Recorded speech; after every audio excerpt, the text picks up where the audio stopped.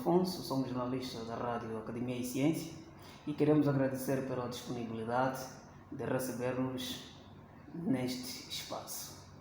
Muito obrigado, bom dia a vocês também. Eu é que agradeço por ter essa oportunidade de falar para a vossa rádio. Muito obrigado. Tivemos interesse em conversar consigo por considerarmos uma autoridade em matéria de avaliação e qualidade do ensino.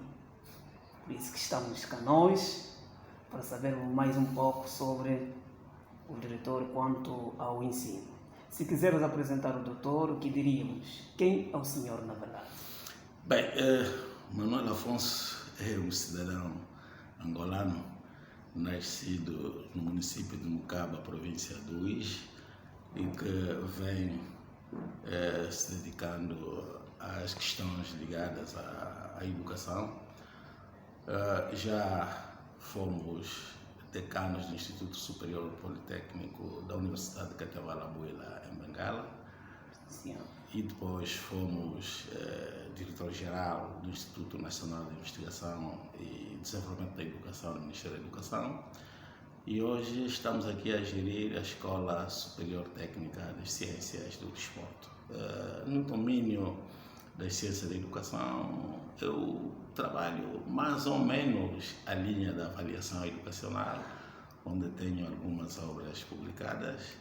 A minha obra mais recente chama-se Pecados Mortais, estão a ver aqui, Pecados Mortais no ensino e na aprendizagem, reflexões para as mudanças necessárias.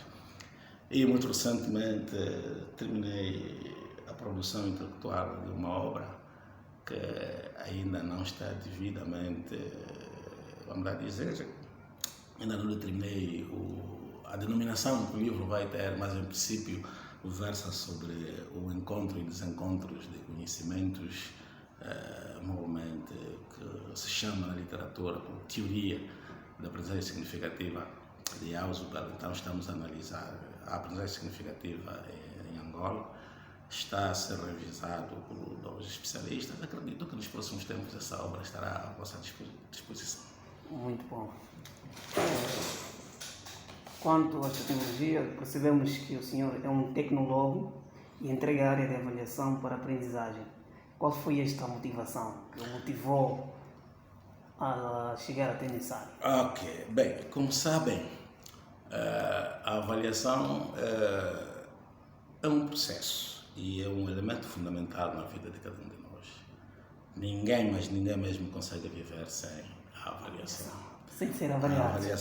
A avaliação até podemos dizer que tem dimensões antropológicas, porque se analisarmos com alguma profundidade o que aconteceu lá no Jardim de Éden, quando Adão e Eva deram conta que estavam nus, me parece que estamos perante uma avaliação. Ou seja, fizeram uma análise comparativa entre o antes e o depois, o abocanhar da árvore, do fruto do saber, não é? Da árvore proibida. Acredito que aí houve uma avaliação. E a própria Bíblia, em vários trechos, fala da avaliação. E o que é que me motivou a seguir a avaliação? Fui vendo que as práticas educativas e instrutivas eram normalmente acompanhadas por realização de provas. E ao compararmos aquilo que são, vamos lá dizer, as naturezas das provas em termos de conteúdos, em termos de quantidade de perguntas, me percebi que as provas nem sempre conseguem apanhar todo o espectro de conhecimentos e objetivos que um programa traz. Vamos imaginar um programa de 5, 6 unidades e temos no enunciado da prova 5 ou até mesmo 10 questões, mas na maior parte das vezes temos apenas 5 perguntas. A pergunta que se coloca é: será que os resultados que se produzem com base nessas 5 perguntas, ou até mesmo com 10 ou mais perguntas, cobrem o leque de conhecimentos que o sujeito deve ser capaz de incorporar na sua estrutura cognitiva? A resposta é que não. Então, a partir dali, eu percebi que as provas têm sido mais instrumentos de marginalização de muita gente. E um dos exemplos que tenho em relação a isso é o que acontece com as línguas, por exemplo. Ah, Eu aprendi o francês durante 6 anos, desde a 7ª classe até a 12ª classe. Mas se um de vocês viajar comigo para uma visita à França ou um país qualquer que fala o francês, não vale a pena pensar que o Manuel Afonso será o seu tradutor. Então, como compreender isso? Como compreender isso? A pessoa tem notas positivas que vão desde 10 a 16, os meus certificados, a nota mais alta que eu tenho de certificação é de 16. No entanto, não falo e não escrevo francês. Mas as provas provaram que eu sei falar francês. Então, essas questões todas motivaram-me a enveredar para o estudo da avaliação e compreendi que a prova nunca esteve ao serviço da aprendizagem. A prova sempre esteve ao serviço da nota. E a nota nem sempre representa a dimensão da aprendizagem que nós temos. Para além de que a prova, no cômputo geral, visa avaliar a dimensão cognitiva. E se compulsarmos a lei de base do sistema de educação e ensino e outros normativos, mesmo como a literatura especializada, vamos compreender que a educação escolar visa preparar integralmente o sujeito para os desafios da vida individual e coletiva. Se falarmos da preparação integral, quer dizer que estamos a falar da dimensão cognitiva, a dimensão psicomotora, a dimensão socioafetiva e a dimensão psicolinguística. Isto quer dizer que acabamos por articular essa nossa perspectiva com os pilares da educação que a Unesco propôs para o século XXI, que é o aprender a conhecer, aprender a fazer, aprender a ser e aprender a conviver. Além de que surge um outro pilar proposto por 2 pedagogos cubanos, o professor Echevarria e a professora Maria, que apontaram que é necessário que a educação escolar também pudesse criar condições para que os sujeitos em construção histórico-social pudessem aprender a desaprender para aprender novamente questões. É uma mera perda de tempo no que diz respeito à aprendizagem. Isto para responder exatamente à pergunta que coloca, sim, a avaliação é condicionante para o tipo de quadro que nós formamos. Dali que nós certificamos, por exemplo, o caso dos médicos e dos professores, e temos estado a assistir. Nos anos passados, pelo menos, havia concursos públicos constantes. sim. E quais eram as notas que os professores e os médicos foram obtendo nessas avaliações, nos testes de admissão para o exercício da profissão? Notas negativas. Negativas. O que é que isso quer dizer? Quer dizer que a escola certifica incompetências baseando-se nas provas que Gangula diz que não provam nada. Mas eu digo que todas as provas, independentemente de como sejam construídas, elas provam. Se calhar aqui um paradoxo, não é? Elas provam, mas precisamos compreender o seguinte: quando a prova, como acontece na maior parte das vezes, não prova a aprendizagem que nós esperamos que o aluno produza, essa prova que nós somos incompetentes na avaliação. Então, a perspectiva da prova deve ser compreendida exatamente nesses limites. Ela sempre prova. Ou prova a qualidade da aprendizagem, quando cumpre com rigor metodológico, ou não prova a qualidade da aprendizagem, mas prova que nós não sabemos avaliar. Só isso. Então, isso quer dizer que as competências que nós temos estado a certificar e atribuir certificados ali aos nossos formandos e diplomas, remetem-nos a um conhecimento de que nós não sabemos avaliar com manuais e regras. Realmente.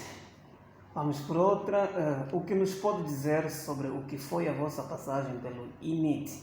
Será que valeu a pena ou nem por isso? Muito obrigado. Me parece que essa não seria uma pergunta dirigida a mim, né? Mas pronto, está feita e nós vamos responder. Eu vou dizer-lhe o seguinte: a vida é feita por ciclos e todos os ciclos valem a pena. É preciso termos presente que a educação é um processo de transformação humana. E durante os processos de transformação que nós vamos ter sendo sujeitos, vamos aprendendo muita coisa, dentre as quais aquelas que são úteis para a nossa vida e aquelas que não são úteis. Mas tudo que aprendemos, fim ao cabo, entra no nosso balanço histórico como uma não cognitiva. Os outros países, ditos como países desenvolvidos, países do primeiro mundo, vão para além da dimensão cognitiva, abordam também os saberes científicos no nível psicomotor, ou seja, no fazer. Quer dizer que as aulas são geridas na perspectiva de aprender a conhecer e de aprender a fazer, ou seja, aprende-se a fazer fazendo. E também desenvolvem de alguma maneira a dimensão psicolinguística. Mas a dimensão socioafetiva, eu tenho dúvidas se é um país nesse mundo que tem conseguido desenvolver. Porque senão, vejamos, por que razão temos hoje na Europa uma guerra entre a Rússia e a Ucrânia, a Rússia apoiada pelos seus aliados e a Ucrânia apoiada pela maior parte dos países ocidentais. Por que temos guerra se a educação tem conseguido trabalhar a dimensão socioafetiva? Os líderes mundiais passaram em grandes academias. E se passaram em grandes academias significa que tiveram uma educação integrativa, que integra a dimensão cognitiva, a dimensão psicomotora, a dimensão socioafetiva e a dimensão psicolinguística. E então, por que temos conflitos? Se a educação é mesmo para humanizar as pessoas, se a educação é mesmo para fazer com que as pessoas sejam mais humildes, mais sociais, amar os outros. E temos uma guerra. E como poderá ver, não há indícios de que essa guerra termine o mais rapidamente possível. Isso quer dizer que a educação relativamente à dimensão socioafetiva a nível mundial falha. Agora, olhando para a nossa particularidade nos Angola, nós praticamente atendemos mais a dimensão cognitiva. A dimensão psicomotora, que o aprender a fazer fazendo, é muito menos atendida. Tanto é que temos várias escolas sem laboratórios, temos várias escolas sem oficinas, e as aulas são dadas, não são feitas, os conhecimentos são transmitidos, não são construídos, não há interação entre os sujeitos em processo de ensino, avaliação e aprendizagem. Então você presta maior atenção à dimensão cognitiva e ainda assim não tem sido capaz de conseguir satisfazer completamente a dimensão cognitiva. A consequência, temos muitos formados que têm certificados, como é o caso que eu já disse sobre o francês. Não fala e não escreve, mas tem boas notas.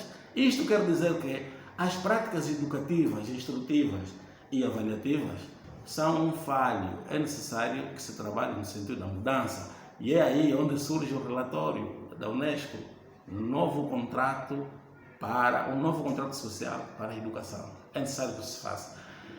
Situando, eu sou daqueles que digo que não podemos dizer que a educação em Angola não produz qualidade. Eu já discuti isso e defendo isso, porque uso aqui a lógica de um provérbio em que Congo que diz, eu vou traduzir diretamente em português para poder entender. Quando as senhoras lá nas aldeias vão para o rio pescar bagres, o que eles fazem? Eles fazem cortes na correnteza do rio para fazer com que a água deixa de fluir no espaço diretamente a seguir onde vão fazer a pesca. E dizem que, ainda que não consigam o bagre, mas conseguem sempre um caranguejo ou um outro animal, um outro peixe, um outro animal lá do rio, para dar de comer aos seus filhos. Ou seja, não se perde tudo, ganha-se sempre alguma coisa. E eu digo, se estamos hoje aqui a falar em português, provavelmente não somos todos da mesma etnia, porque a escolarização conseguiu fazer com que nós falássemos português. Então nós temos que admitir que há uma baixa qualidade educativa e não necessariamente um conjunto vazio. Porque se for conjunto vazio, isso quer dizer que a educação não existe, quer dizer que nós também deixamos de existir, mas não é o caso. É verdade que a qualidade da aprendizagem esperada não temos sido capazes de conseguir. Como eu já disse, nenhum país do mundo conseguiu a qualidade educativa pretendida. Dali o que se chama a crise da educação. E poderá concordar comigo nessa matéria quando olha para os escritos, os textos, as publicações no Facebook. Você vê grandes engenheiros, grandes licenciados, escrevem ainda com erros, mas ainda assim o que escrevem é perceptível. Então é aí onde está a tal baixa qualidade. E é necessário que se trabalhe para que de facto se melhore a qualidade. Entretanto, a mudança desse quadro, no caso concreto de Angola, remete-nos, em primeiro lugar, à mudança de opções político-ideológicas voltadas para a educação. Concretamente, é necessário redefinirmos a nossa política educativa, começando precisamente por valorizar aquilo que é a nossa realidade sociocultural. Isto quer dizer que o Estado não valoriza este lado? Dizem os mais velhos que o cão anda nu, perguntar o seu sexo é perder tempo. Eu não digo se valoriza ou não valoriza, mas isso tem brevemente uma obra que poderá sair e as pessoas interessadas poderão ir lendo, ir alimentando as suas estruturas cognitivas com aquilo que vamos escrevendo, quem sabe. Mas a verdade é que a esperança é a última coisa a morrer. Mas nós temos esperança de que as coisas um dia vão mudar. Mas a mudança da educação depende da mudança da própria sociedade. Enquanto a sociedade continuar conforme está, a educação muito dificilmente vai mudar. Porque eu defendo que educação, homem e sociedade são três em um sistêmico. E para que haja essa mudança na sociedade, o que é que temos que fazer? O que é que os académicos têm que fazer? Bem, praticamente eu já respondi a parte dessa pergunta. É necessário que hajam mudanças das opções político-ideológicas. Ok. Se enquanto não fizermos as mudanças político-ideológicas, pensarmos todos, implica ao mesmo tempo. O titular do Poder Executivo já não tem mais nada a fazer, senão essas coisas que pertencem à educação, por um lado. Por outro, a própria lei não diz quando e quem deve propor esse regulamento a ser aprovado pelo titular do Poder Executivo. Ok, a aprovação até é boa, porque dá maior legitimidade, mais legalidade a esse documento. Mas o diploma é omisso em termos de tempo e em termos de quem tem a responsabilidade de propor esse regulamento. E mais adiante, no mesmo artigo, diz que são reservados 20% dos saberes locais. O que é isso? A própria Unesco hoje diz que não, tem de haver diálogo efetivo entre os saberes locais e os saberes universais. E tem mais, Patrício Lumumba, naqueles tempos do Congo belga, ele disse que a luta mais longa que nós teremos é a libertação das mentes. E essa libertação das mentes deve ser feita com a valorização das nossas tijolos, um à frente do outro, e só vou ver se estão alinhados, vou colocar a régua, o nível, depois de terminar a construção. Que casa que você vai ter? É igual à aprendizagem. Significa que se você não cheirar o queijo com frequência para ver o quanto vai ficar velho, você ficará surpreendido. O dia que você quiser comer o queijo, já está velho há muito tempo, já não dá para comer. Então é preciso de cheirar. Quer dizer que, tal como na construção de um edifício, eles usam régua, prumos, fios.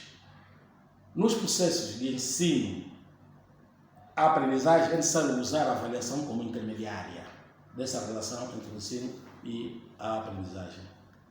E ali poderemos compreender, talvez, que a reprovação não faz sentido. As pessoas só reprovam nesses processos que nós realizamos, desintegrando a avaliação, porque não conseguem ter o feedback no momento sobre o quanto o objetivo educacional está sendo cumprido. Nós, por norma, falamos até que ponto os objetivos foram cumpridos. Está errado. Até que ponto? É mesmo até que ponto não foram cumpridos. Os objetivos têm que ir sendo cumpridos. Um processo. É um processo. Então temos que ir avaliando, porque é assim, por exemplo, desde que começamos a falar aqui, já falamos de muita coisa. Muito.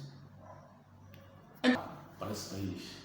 E assim, sim, investindo primeiro na melhoria das condições socioeconômicas das famílias e depois olharmos, ou se calhar, simultaneamente, investir nas condições socioeconômicas das famílias, de maneiras que, em vez de estarmos dependentes da merenda escolar, como muita gente pensa, que é que vai resolver o problema da qualidade educativa, que as famílias sejam capazes de dar de comer os seus próprios filhos, quando vão para a escola, levam também o seu lanche. Isso não inviabiliza que o Estado possa colocar à disposição merenda escolar. Mesmo no tempo colonial, nós que estamos no tempo colonial, temos merenda. Tá? Então, uma família economicamente saudável, capaz de suportar um conjunto de necessidades, interesses e desejos do seu educando, que manda o seu filho para a escola em condições vamos dizer, em condições alimentares aceitáveis, que vai à escola sem fome e que encontre lá mais a merenda, e criar as melhores condições nas instituições de ensino, por que é que não podemos ter a qualidade educativa que outros já conseguiram, embora também todos eles não têm a qualidade educativa que todos desejam? Podemos avançar, muito bem, mas atenção, aqui, no caso da educação, todas as mudanças que vamos fazendo só nos limites da educação equivale àquilo que a Bíblia nos diz: colocar remendo novo no tecido velho, porque a educação é uma variável dependente de um conjunto de condições, ou seja, tanto variável, vamos dizer, variáveis de contexto, variáveis de percurso, variáveis de recursos, que condicionam as variáveis de resultados. E as variáveis de recursos e de percursos, se calhar, e de contextos mesmo, não dependem exclusivamente daqueles que gerem a educação. Por isso, devemos aqui assumir mais uma vez que é necessário revisitar as opções político-ideológicas que nós fizemos no sentido, tanto daquelas que estão voltadas para a área social. Enquanto a área social continuar a viver os problemas que vive, a educação é parte da área social. Então, dificilmente ela vai poder produzir os resultados que todos nós desejamos. Muito bom. Doutor, quanto aos seus descendentes, o que gostaria de deixar? Qual é o conselho que faz? Para os descendentes, continuarem a acreditar que é possível, continuarem a tentar o impossível, como nos diz Max Weber, que o homem, se não tivesse tentado o impossível, não teria conseguido o possível. É verdade que, também como diz a Bíblia, do seu suor comerás o pão da vida. Então, quero dizer que é necessário continuarmos a trabalhar, a lutar, a batalhar, no sentido de irmos influenciando as mudanças necessárias para que, de facto, Angola um dia seja um país que vai orgulhar a todos nós, não apenas aqueles que são mais bons humanos fabricados pelas opções políticas e ideológicas que nós temos. Portanto, os descendentes devem saber que não existe nada dado. Deus apenas deu-nos a natureza, deu-nos a consciência, a sabedoria, e nós temos que ser capazes de utilizar tudo quanto Deus nos deu com a sabedoria necessária, a consciência e, sobretudo, com o juízo que se aplica. Só isso que eu posso dizer. Muito bom. Doutor, quanto ao nosso tempo, o nosso tempo terminou, mas gostaria de saber se o doutor tinha alguma coisa a acrescentar que não foi perguntado. Bem, se calhar reiterar os meus agradecimentos pela oportunidade que me deram para falar um pouco da avaliação e um pouco mais da própria educação do seu todo, e se calhar aqui também sublinhar que as instituições de ensino superior estão nesse momento engajadas na autoavaliação institucional. Valeu a pena que este momento chegasse. Se calhar vai ser uma oportunidade para que, de facto, haja uma consciência de que muitas das reclamações, por exemplo, o Sindicato dos Professores de Ensino Superior vai apresentando, tem sim razão de ser, porque a avaliação é um processo que se realiza, do ponto de vista dos atos educacionais, se realiza em 4 etapas: planificação, a recolha de dados, tratamento e análise de dados e a tomada de decisões. Provavelmente, com essas avaliações internas que vão ser feitas e serem depois seguidas por avaliações externas, poderemos sim compreender que, de facto, as nossas instituições de ensino são, como dizia João Miranda, vazias de quase tudo que é essencial. A maior parte das nossas situações assim, são quase baixas de tudo. Então é necessário que se façam essas avaliações e se puderem tomar depois as decisões necessárias no sentido de mudar o quadro, porque de facto, sem as melhores condições socioprofissionais, nenhum profissional consegue os êxitos que são tanto esperados da sua atuação. Apesar de que não basta, como também dissemos ao longo da entrevista, criarmos as condições socioprofissionais das instituições sem olhar para as condições socioeconômicas das famílias. Portanto, aqui é o todo, como dizia Marx, a verdade é o todo. Trata-se da teoria do conjunto, porque há aqui um determinismo recíproco entre aquilo que são os modos de vida das sociedades e aquilo que a educação faz conosco. Portanto, só resta dizer que obrigado mais uma vez pela oportunidade e bem-aja nosso Angola. Muito obrigado. Nós agradecemos por